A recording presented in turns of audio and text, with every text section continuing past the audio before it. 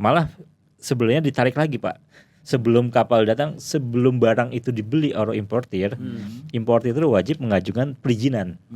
Itu sampai ke wilayah perizinan juga ditarik gitu loh. 1/4 dari 15.000 triliun itu 3.750 triliun. Iya itu kan gede sekali Pak.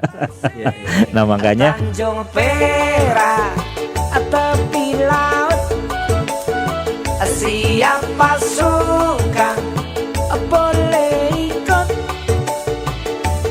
sama Pak. Oke, bismillahirrahmanirrahim. Assalamualaikum warahmatullahi wabarakatuh. Waalaikumsalam warahmatullahi wabarakatuh. Selamat siang, salam sehat, salam sukses selalu untuk kita semua. Hari ini Rabu 8 Maret 2023, saya Husni sebagai host dari Rumah Logistik DPW Alfi Jawa Timur yang akan memandu kegiatan hari ini sampai dengan 1,5 jam ke depan. Program ini adalah program pertama kita dari DPW Alfi Jawa Timur dan ini memang betul-betul perdana. Jadi teman-teman anggota Alfi juga perlu mengetahui bahwa di Alfi sudah mempunyai tempat yang dinamakan rumah logistik. Rumah logistik adalah rumah untuk para pelaku logistik yang ada di Jawa Timur. Baik, teman-teman semua, hari ini kita kehadiran tamu yang sangat luar biasa yang ada di dalam ruangan studio ini. Yang pertama, saya akan perkenalkan juga, mungkin teman-teman sudah kenal semua. Beliau adalah Ketua Umum DPW Alfi Jawa Timur, Bapak Sebastian Wibisono. Selamat siang semua. Baik, yang kedua yaitu Bapak Erwin Haryadi SST-AK. Kebetulan beliau sebagai Kepala Subdirektorat Efisiensi Profesi Proses Bisnis dari Lembaga Nasional Single Window dari Jakarta. Selamat siang Pak. Selamat siang Pak Wiwi, terima kasih sudah diundang nih. Oke. Baik, saya juga akan menyapa dulu nih para anggota dan pengurus yang saat ini ikut hadir offline di tempat ini. Selamat siang. Luar biasa pada kesempatan hari ini. Saya akan coba menyampaikan terlebih dahulu bahwa kegiatan hari ini kita akan berdiskusi dengan pakarnya yang expert, yaitu dengan Pak Erwin terkait dengan NLA. Bahwa NLA kita ketahui bersama atau National Logistic Ecosystem sudah diturunkan Inpresnya ya Pak ya? Yeah. Inpres nomor 5 tahun 2020 dan ini merupakan yang dibutuhkan oleh teman-teman logistik. Diatur bagaimana ekosistem yang ada untuk logistik. Hari ini kita akan sedikit membuka lagi membahas. Mungkin selama ini teman-teman kita mendengar berdiskusinya dengan Bea Cukai, dengan pihak karantina, dengan pihak lain-lain yang ada di kawasan pelabuhan. Saat ini kita berbicara dengan Lembaga Nasional Single Window nih. Lembaga Nasional Single Window ini, beliau nih yang mensinergikan dari beberapa entitas-entitas yang ada di Kementerian Keuangan dan beberapa kementerian yang ada di Indonesia ini. Oke, langsung saja kita akan berdiskusi. Sebelum saya masuk ke Pak Erwin, saya mau coba diskusi dulu nih, biar teman-teman juga paham kepada Pak Wibi. Kebetulan saya juga pengen biar teman-teman semua tahu bagaimana apa sih nih Pak Wibi nih membangun rumah logistik ini. Apa yang kira-kira diharapkan oleh Pak Wibi sehingga akan mendapatkan manfaat untuk para anggota Alfi Jawa Timur. Silakan Pak Wibi. Oke, selamat siang semua. Assalamualaikum warahmatullahi wabarakatuh. Waalaikumsalam warahmatullahi wabarakatuh. Yang pertama dan saya hormati Pak Erwin, Pak Haryadi, terima kasih sudah meluangkan waktunya hari ini di tengah kesibukannya bersosialisasi di seluruh Indonesia ini Pak Erwin ini untuk masalah nasional logistik ekosistem ini. Perlu diketahui juga Pak Erwin bahwa Alfi di sini juga sebagai mitra dari Kementerian Keuangan dalam mensosialisasikan mengenai nasional logistik ekosistem ini. Nah, tentunya ya kita juga berharap di acara perdana ini ya di sini adalah pilot project DPWALFI untuk kegiatan rumah logistik ini terkait mengenai podcast, Pak. Jadi ini kita peruntukkan sebetulnya bukan untuk pengurus tetapi untuk anggota Alfi Jatim. Jadi nanti ke depan bukan saja pengurus yang bisa duduk di sini, tapi mungkin anggota yang mempunyai kepentingan terhadap company profil perusahaan, memasarkan perusahaan, monggo. Dan itu sangat baik untuk kelangsungan ekosistem logistik di Surabaya utamanya gitu lah. Oke. Luar biasa. Ini memang kalau dilihat investasinya nggak kecil ya Pak ya untuk bangun seperti ini Pak ya. Agak lumayan. Tapi kan ini untuk jaga panjang ke depannya Pak Wibi ya. Iya, betul. Oke, mungkin Pak Wibi saya juga akan bertanya juga terkait dengan bagaimana sih tanggapan Alfi terhadap implementasi NLE yang saat ini sudah berjalan pada prinsipnya. Kira-kira menurut dari sisi kacamata atau pandangan Pak Wibi terkait dengan NLE ini seperti apa sih tanggapan dari Alfi sendiri? Kira-kira seperti apa pandangannya Pak Wibi? Terkait dengan NLE ini sebetulnya Alfi memang turut mendukung ya program ini ya. Tentunya ini salah satu platform yang diinisiatif oleh pemerintah yang dibawahi oleh Kementerian Keuangan, di mana seluruh kementerian menjadi platform dari kegiatan arus barang dari mulai penerima sampai pengirim dan penerima. Nah, tentunya ini kita juga akan mengupas di sini. Anggota juga ingin tahu Pak dari mana, dari hulu dan ke hilir. Seperti apa sebetulnya NLE ini nanti berdampak kepada terutama forwarding ya anggota-anggota kita. Tuh kurang lebih Pak. Oke, terima kasih Pak Wibi dengan gambarannya. Paling tidak kita paham semua bahwa Alfi sebenarnya sangat mendukung Pak Erwin dengan adanya NLE dalam hal ini LNSW yang menyiapkan, memfasilitasi, mensinergikan antara beberapa beberapa platform ya yang bergabung di INSW ya. Oke, mungkin dari saya mengawali dengan Pak Wibi, saya pikir lebih kita perdalam lagi nih ya. Kita pengen tahu lebih jelas terkait dengan NLE tersebut dan INSW. Saya berikan kesempatan sepenuhnya kepada Pak Erwin untuk menyampaikan atau mempresentasikan kepada pengurus Alfi Jawa Timur dan para anggota serta teman-teman yang lainnya yang juga nantinya akan mengikuti bahwa nanti ini akan kita sampaikan kepada anggota yang lain. Silakan saya berikan kesempatan sepenuhnya kepada Bapak. Monggo Pak. Ya, terima kasih Pak Husni. Ini saya juga perdana nih di podcast nih. Ya, bismillahirrahmanirrahim. Assalamualaikum warahmatullahi wabarakatuh. Selamat siang. Yang saya hormati Pak Wibi, Ketua Alfi Jatim, Pak Husni, terus rekan-rekan sekalian yang mengikuti podcast hari ini gitu ya.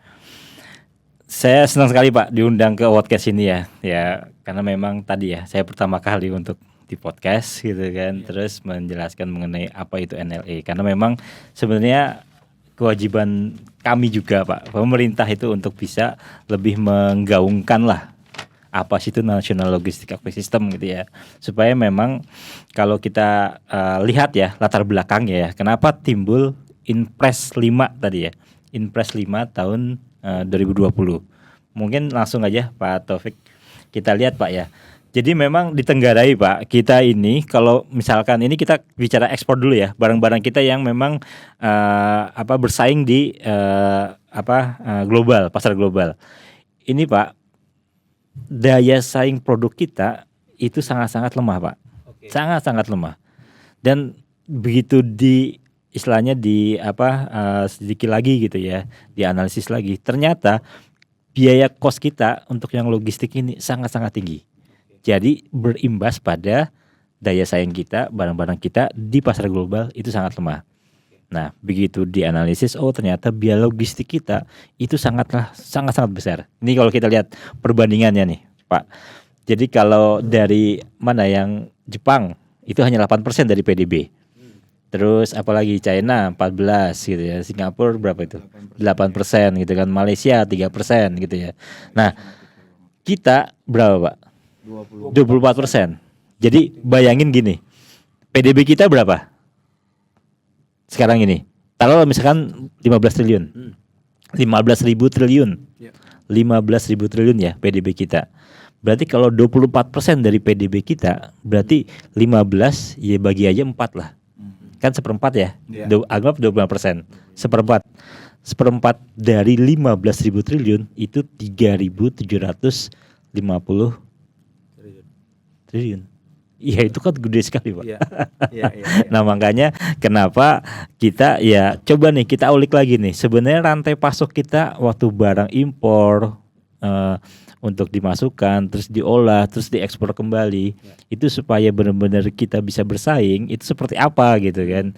Makanya kita urai, oh kalau ini bisa nggak kita tekan dari cost logistiknya lagi. Nah awal mulanya seperti itulah. Jadi supaya daya saing kita bisa lebih bisa lebih bersaing lah, Kompetitif lah, Pak, ya. kompetitif di pasar global. Oke. Nah ini salah satunya ini rantai logistik, cost logistiknya akan kita coba benahi gitu kan Pak ya. Oke, nah terus ada kondisi-kondisi lain Pak. Iya. Apa Nah saja, contohnya ini beberapa penyebabnya tadi ya, duplikasi repetisi dokumen. Pak? Oke. Ini yang menyangkut ke pemerintah ya Pak ya. Iya. Contohnya misalkan Bapak sebagai forwarding, saya nggak tahu nih ada kaitannya nggak dengan misalkan ada layanan waktu barang datang itu kan pakai kapal Pak, Iya. pakai kapal ya. Oke. Nah ada layanan kapal di pelabuhan, setiap Yes. pelabuhan. Nah pengguna jasa atau agen pelayaran itu waktu mengajukan layanan itu di pelabuhan minimal ada 4 kementerian lembaga Pak Oke. Yang terlibat ya Pak ya? yang terlibat. Oke. Pertama Kemenhub sendiri kan. Oke. Dengan ada otoritas pelabuhan di sana, ada Kesah Bandaran di sana gitu kan.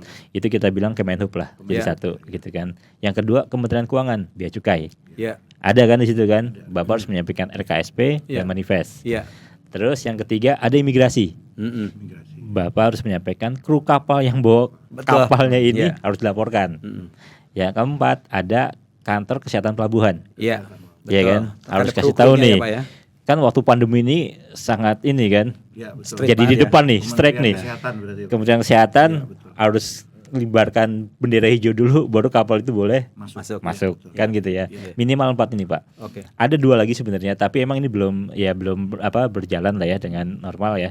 Dari kegiatan Barantan dan BKIPM. Cuman ya ini kita skip dulu yang 2. Minimal 4 Iya. tadi ya. Nah, di 4 ini nanti ada pengajuan waktu pengajuan untuk permohonan layanan kapal tadi waktu datang ke Kemenhub ada menanyakan mengenai barang. Oke. Ke Bea Cukai nanyain barang. Barang. Bener kan? Betul.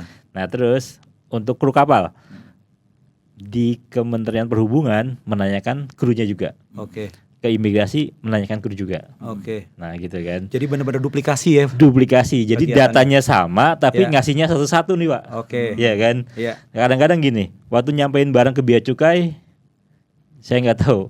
Ya. Kan itu detail. Betul. Tapi begitu nyampein ke Kemenhub ya, Ya. yang lewat inapotnya ternyata jadi general kargo. Oke. Begitu mau disinkronkan Gak match. nggak match. Nah itu Pak, salah satunya akhirnya pemerintah nggak punya data yang benar-benar valid. Oke. Nah itu salah satu ininya lah. Jadi akhirnya kedua tuh asymmetric information gitu kan, nggak Dalam supply istilahnya, dan demand, ya. nah benar. Artinya jadi nggak ketahuan nih sebenarnya yang masuk barang ini seperti apa sih gitu kan, supply-nya, demand-nya gitu kan.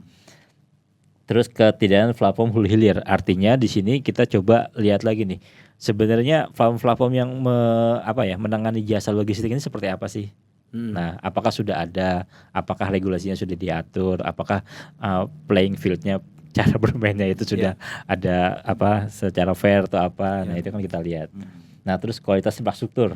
Nah, ini yang tata kelola tata istilahnya ruang di pelabuhan itu seperti apa nih? Yang kita bisa akhirnya efisien. Oke. Gitu kan. Betul. Nah, dari sebab inilah akhirnya timbul Impres 5 tadi. Gitu, Itu Pak. yang melatar belakangi Jadi itu semua, yang Pak, melatar ya? belakangi semuanya Oke. gitu loh. Jadi ya ini mau nggak mau harus digulirkan. Jadi di bulan Juni ya tahun 2020 akhirnya terbitlah Impres. Nah, Impres ini terbagi dari 4 pilar, Pak. Iya.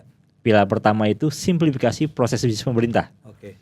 Nah, tadi yang berhubungan, apa saja layanan yang berhubungan dengan pemerintah. Iya. Mulai ini dari rantai pasok ya, rantai pasok barang ya. Mulai kapalnya datang, malah sebenarnya ditarik lagi, Pak. sebelum kapal datang, sebelum barang itu dibeli oleh importir, importir itu wajib mengajukan perizinan. Itu sampai ke wilayah perizinan juga ditarik gitu loh. Jadi ada layanan perizinan sebelum importir itu membeli barang, dia harus membuat perizinannya dulu untuk impor gitu kan.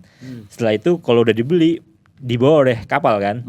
Nah, begitu dinaikin kapal, nah kapal datang ke pelabuhan di Indonesia, nah layanannya ke siapa aja nih? Nah itu juga kita bedah, kita analisis. Oh dia menyampaikan ke 4 tadi gitu kan, layanan kapal datang ini seperti ini gitu kan.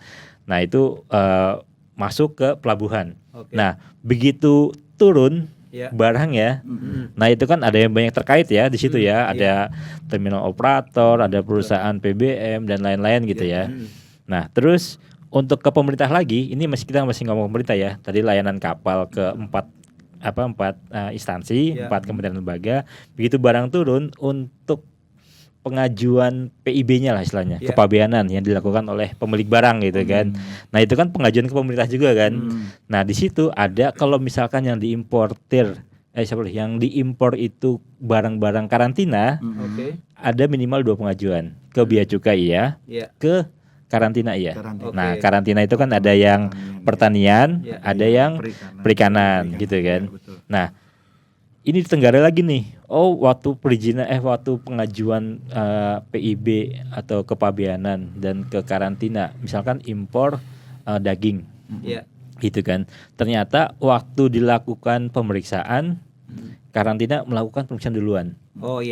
Jadi kontainer udah ditarik ke tempat pemeriksaan, dibuka lah dari pertama oleh karantina gitu kan. Setelah selesai tutup, bawa lagi ke yat. Besoknya bea cukai datang, periksa lagi, tarik lagi ke situ. Nah itu udah jelas ada 2 kali penarikan, ada 2 kali biaya gitu kan, kos kembali gitu kan. Nah itu sampai dibedah sedetail itu Pak. Oh ternyata ini gimana kita simplifikasikan. Nah seperti itu Pak. Jadi yang pertama kita benar-benar layanan pemerintah.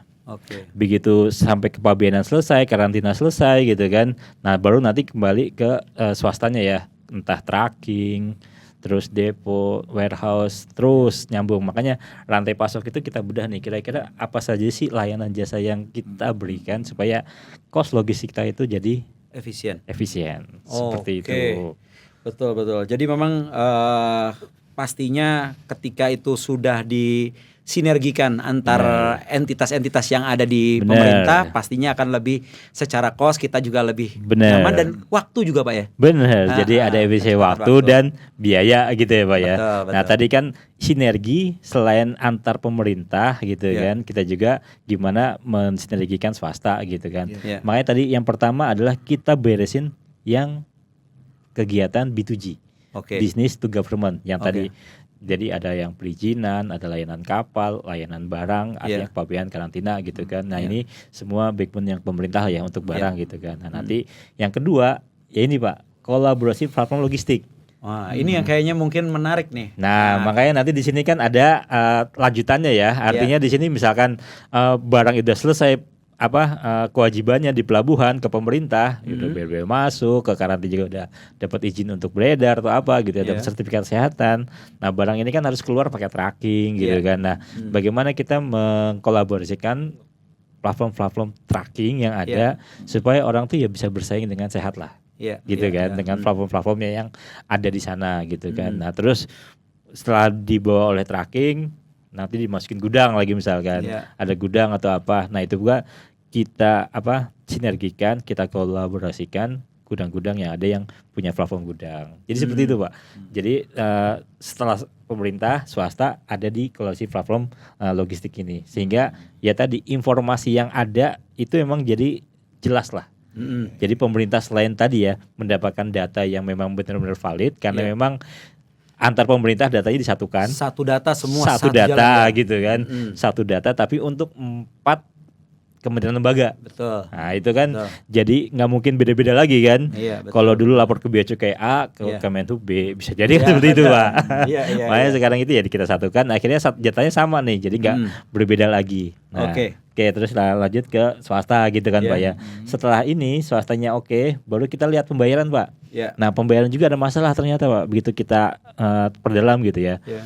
Pak, waktu kita ngurus DO online misalkan. lulus hari Jumat. Ya. Waktu sudah dibayar, ini harus diverifikasi. Kalau udah Jumat itu nggak yang verifikasi karena Sabtu Minggu libur, Iya. nggak ada yang verifikasi Pak. Oke. Akhirnya nggak apa ya, DO itu nggak bisa diurus sampai 2 hari Pak. Akhirnya kontainer itu nggak bisa keluar di pelabuhan 2 hari. Nah itu kan biaya kos tuh Pak. Iya. Ya kalau misalkan pembayaran itu udah kita coba pembayaran secara online gitu Iya. ya, artinya ya contohnya apa ya, saya ngelihat transaksi yang online sekarang kan Ya, dengan virtual account gitu Pak ya. bener, beli tiket lah contohnya, beli tiket, dapat tiket, bayar langsung rekon, udah Ya. tiketnya kita dapat. Nah kita ingin seperti itu juga tuh pembayaran. Jadi request DO, DO itu diproses, ada keluar biaya gitu ya. Nah biaya itu bayar secara online, Ya. langsung rekon dengan DO yang di request, Ya. keluarlah DO rilisnya. Oke. Seperti itu Pak. Jadi Iya, iya. pembayaran juga kalau bisa emang kita Benar, bantu mengikuti juga ya. seperti itu. Makanya di sini kalau yang untuk pembayaran selain yang swasta tadi Pak ya, yang DO, kita juga mensimplifikasi pembayaran ke pemerintah Pak.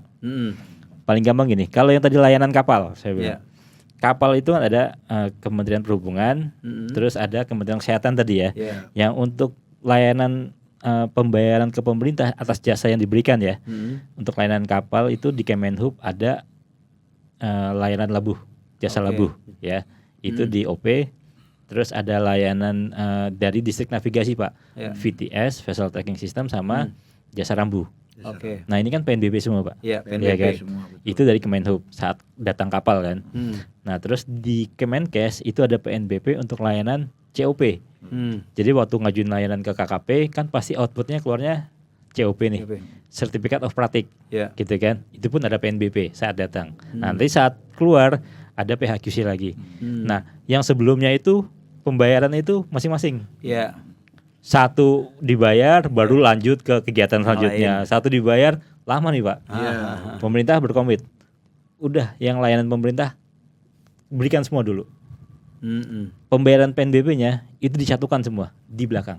Oh, berarti bagi pelaku bisnis Bener. harusnya lebih cepat lagi lebih kan, cepat, lebih ya. ini lagi kan. Oke. Jadi harusnya lebih ini lagi lah. Artinya dengan PNBP yang disatukan di belakang gitu kan. Artinya layanan diberikan dulu semua gitu loh. Oke.